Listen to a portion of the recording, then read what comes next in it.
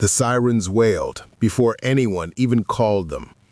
6 officers jumped out, guns drawn, on a kid. A 16-year-old black teen standing outside a convenience store, hands still holding a bag of chips. "Get on the ground," one yelled. But the boy didn't move. His voice shook, but his words didn't. "My mom's coming," he said.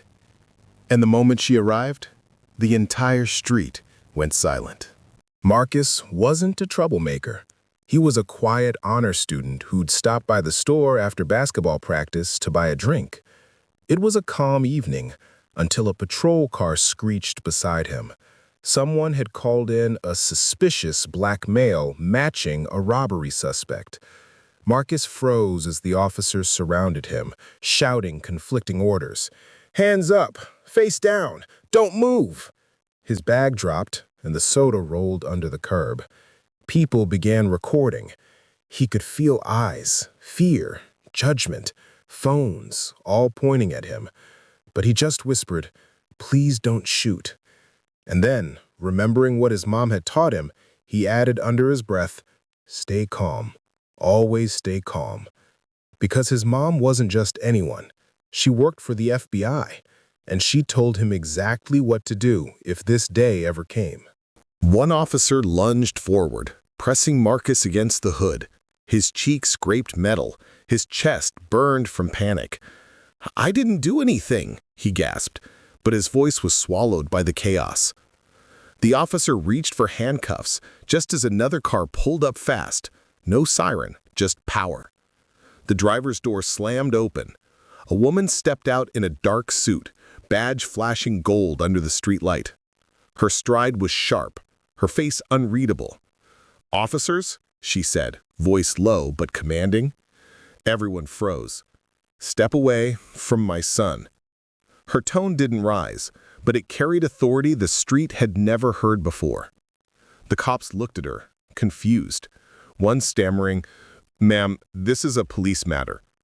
She held up her ID. "Special Agent Dana Brooks, FBI." Then she looked down at Marcus and her voice cracked. "Baby, are you okay?" The crowd gasped. The officers who'd been shouting seconds ago now stood pale, realizing who they had pinned down.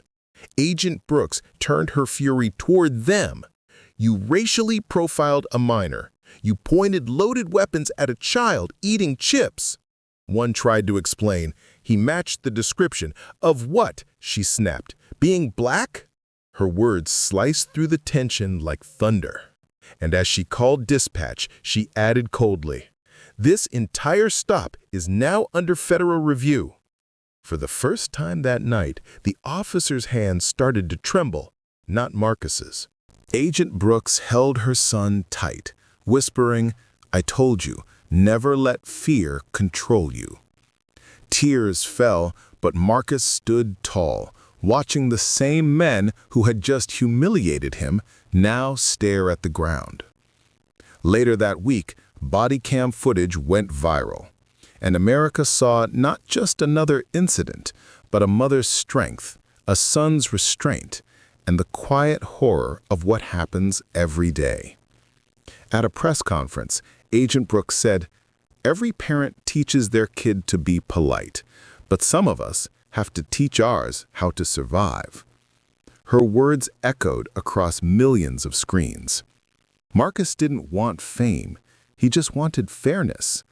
And as they walked away from the flashing lights, hand in hand, she whispered, "This world may judge your color, son, but never let it define your worth."